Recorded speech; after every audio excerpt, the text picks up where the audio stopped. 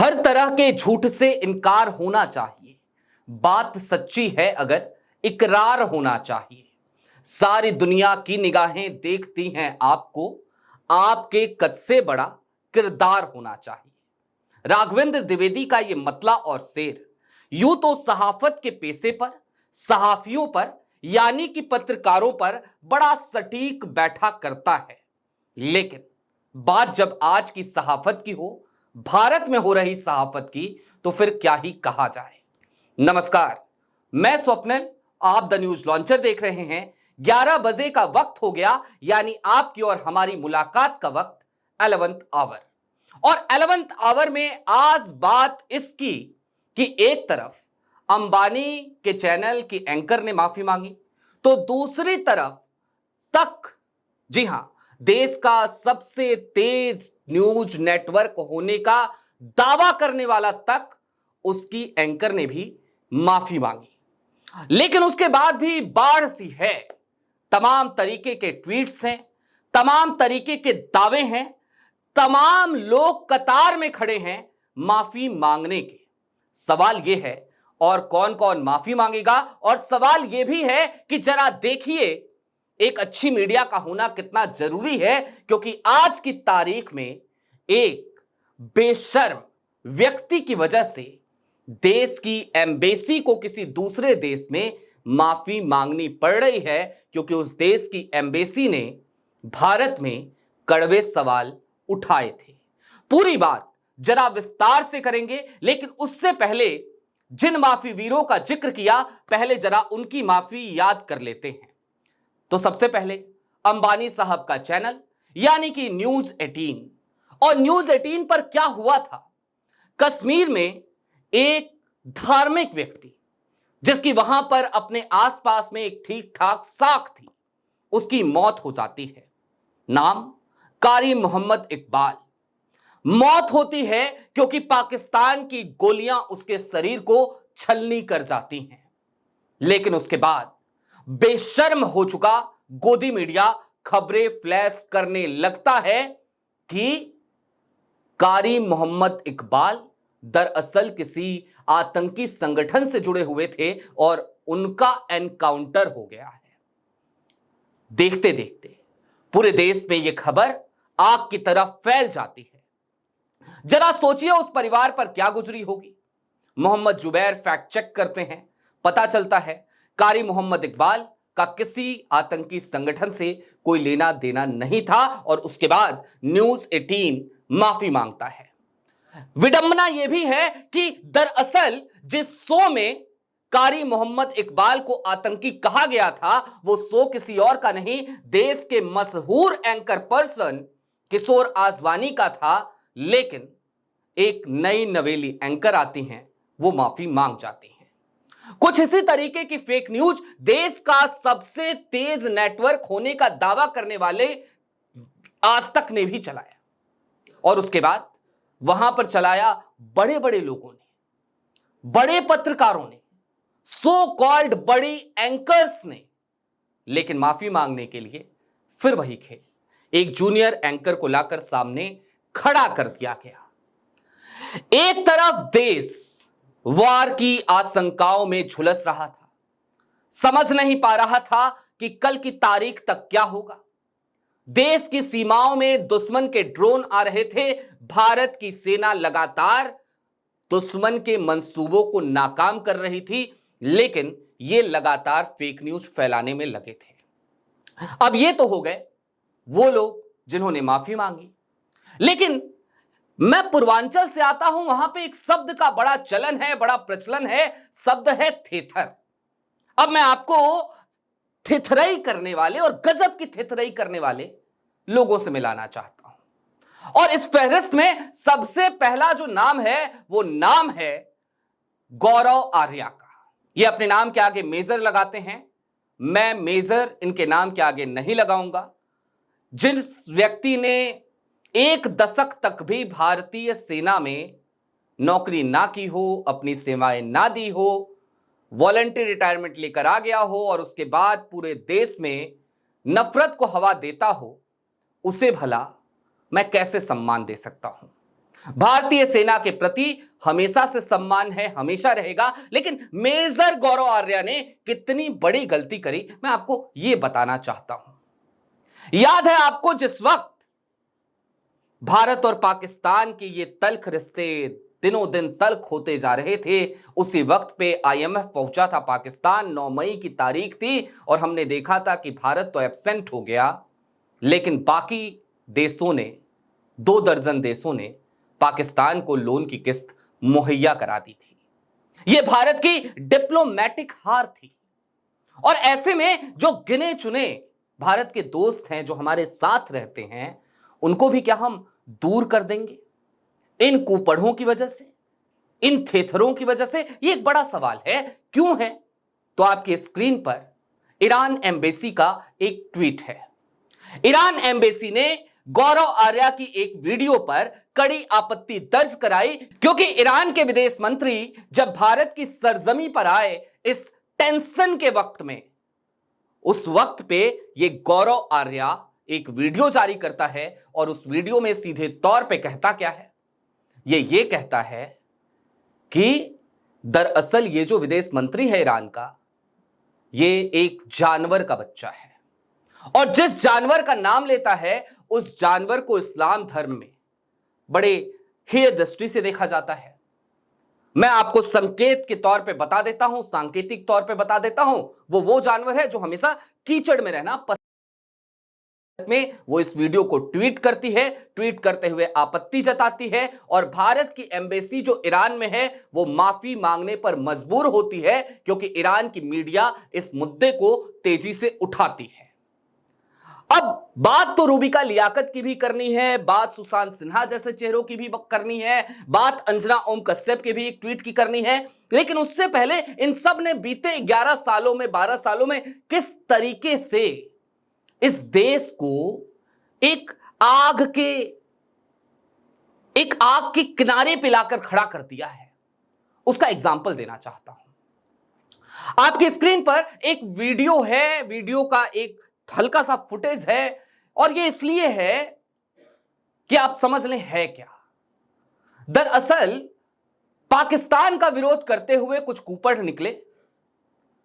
ये वही कुपढ़ हैं जो कभी जय श्री राम का नारा लगाते हैं, कभी भारत माता की जय का नारा लगाते हैं, कभी पाकिस्तान का विरोध करते हैं, कभी अफगानिस्तान का विरोध करते हैं, ना जाने किस किस का विरोध करते हैं। लेकिन जब कभी भी विरोध करते हैं, बात राष्ट्र की करते हैं, लेकिन राष्ट्र की बात करते करते ये हिंदू तक आ जाते हैं, हिंदुत्व तक आ जाते हैं, हिंदू राष्ट्र की बात करने लगते हैं। इन लोगों ने पाकिस्तान का विरोध किया। प्रयागराज की ये वीडियो आपने देखी।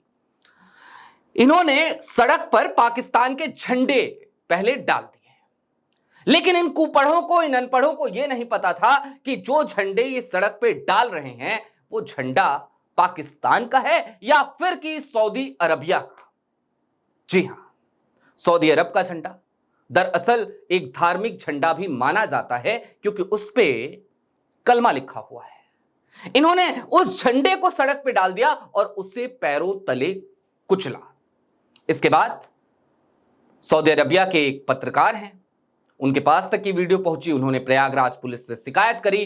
प्रयागराज पुलिस ने भी कहा कि हमने उक्त मामले में संज्ञान ले लिया है, मामला दर्ज कर लिया है, देखते हैं आगे क्या होता है। लेकिन ये जो भीड़ है ना, ये भीड़ इसी तरीके की मीडिया की वजह से इस देश में पैदा हुई है, इस बारे में कोई दो राय है नहीं।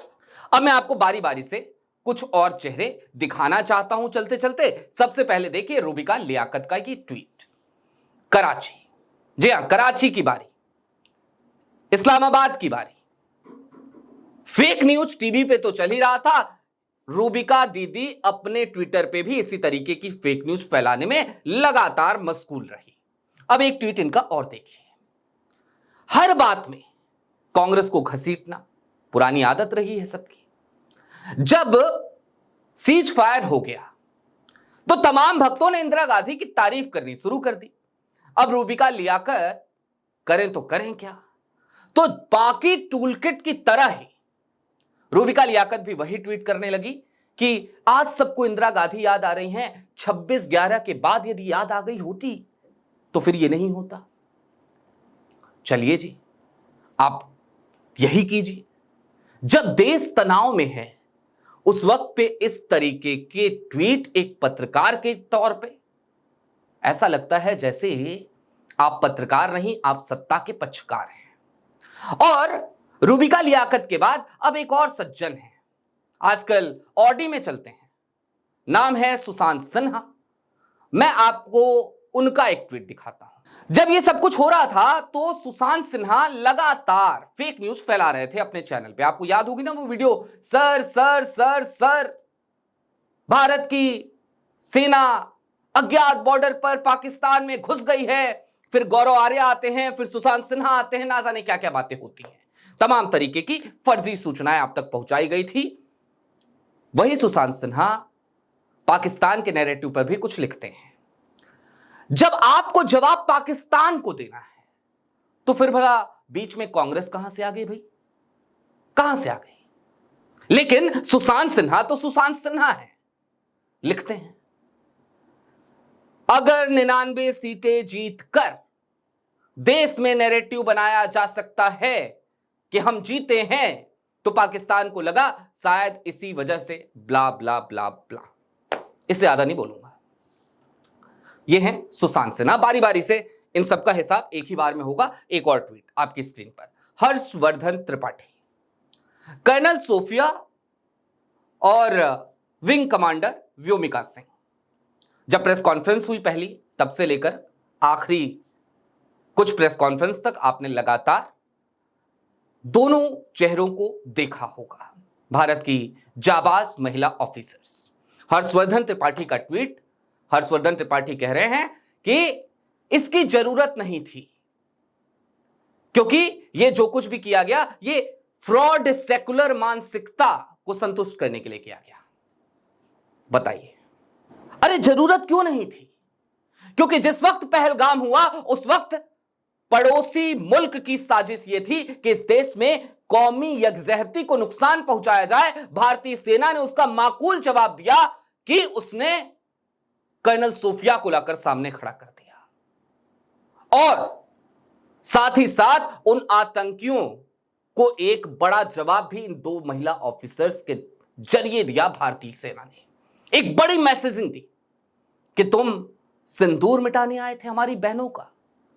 उनसे कहा था जाकर मोदी को बता देना, देखो हमारे यहां की बहनें सिर्फ सिंदूर लगाकर चूड़ियां पहनकर घर में नहीं बैठती, वो दुश्मन के दांत खट्टे करना जानती हैं। यह मैसेज दिया भारतीय सेना ने और इस व्यक्ति को इस मैसेज से भी तकलीफ है। इसको यहां भी हिंदू मुस्लिम दिखाई देता है, अफसोस। और चलते चलते एक और ट्वीट आपकी स्क्रीन पर, यह ट्वीट किसी और का नहीं, देश की मशहूर एंकर जिनकी वजह से आज तक को माफी मांगनी पड़ी थी, वही है अंजना दीदी, अंजना ओम कश्यप का यह ट्वीट भी देख लीजिए। अंजना लिखती हैं, युद्ध के समय दो समानांतर युद्ध चलते हैं, एक सेना अपनी जान की बाजी लगाकर लड़ती है और एक सूचना वार। जिहादी जनरल मौलाना मुनीर आज तक के वीडियो को काट छाट कर दिखाता है, उसकी पोल हम खोल रहे हैं, पर गिला तो उनसे है जो देश में रहकर पाक प्रोपेगेंडा के लिए लड़ रहे हैं, अपनों से गाली गलौज कर रहे हैं, कभी पाक के सस्ते स्फूफ फैलाकर तो कभी अपने देश का मजाक उड़ाकर। मुनीर का मुखौटा मत बनिए, सच्चाई सिर्फ एक है, भारतीय सेना ने पाकिस्तान को धूल चटाई है। एक देश एक आवाज, जय हिंद। बिल्कुल ठीक बात है अंजना जी, मैं भी यही चाहता हूं कि एक देश हो, एक आवाज हो, लेकिन ये लोकतांत्रिक देश है और हम आपकी आवाज में आवाज मिला सकते हैं जब भी आप कहती हैं भारत माता की जय। हम आपसे ज्यादा तेजी से, ज्यादा ऊंची आवाज से कहते हैं भारत माता की जय। जब भी आप कहती हैं जय हिंद, हम कहते हैं आपसे ज्यादा तेज। दिल में भारत है, दिल में हिंदुस्तान है, दिल में गंगा जमनी तहजीब है, दिल में आइडिया ऑफ इंडिया है, दिल में नेहरू और गांधी की विरासत है। लेकिन अंजना दीदी, आप जब झूठ फैलाएंगी, वॉर की सिचुएशन में आप ये झूठ फैला देंगी कि किसी जगह पर हमला हो गया है, आतंकी ने हमला किया है, तो फिर हम आपकी आवाज में आवाज नहीं मिला सकते। आपके झूठ में हम शरीक नहीं हो सकते, शामिल नहीं हो सकते। अब चलते चलते बस इतना ही कहूंगा कि ये इस तरीके की मीडिया कितनी खतरनाक है, इसका एग्जाम्पल आपने देख लिया। ईरान को लेकर कुछ भी कह देंगे कोई टीवी पर, फेक न्यूज फैलाएंगे, नफरत फैलाएंगे इतनी कि सऊदी अरब के झंडे और पाकिस्तान के झंडे के बीच में अंतर करना भी अब भारत की जनता भूल गई है। सिर्फ इसलिए कि सऊदी अरबिया का झंडा हरा है, पाकिस्तान का झंडा हरा है, तो दोनों को एक साथ शामिल कर लिया गया। ऐसी मीडिया लगातार देश का बेड़ा गर्क कर रही है। दुनिया के साथ हमारी जो डिप्लोमेटिक साख थी उसका बेड़ा गर्क कर रही है और देश के आम नागरिक के दिमाग को तो कुंद कर ही रही है। बहरहाल अभी के लिए दीजिए इजाजत, कल फिर मिलेंगे इसी वक्त द न्यूज लॉन्चर पर। कार्यक्रम यही होगा 11 आवर। शुक्रिया।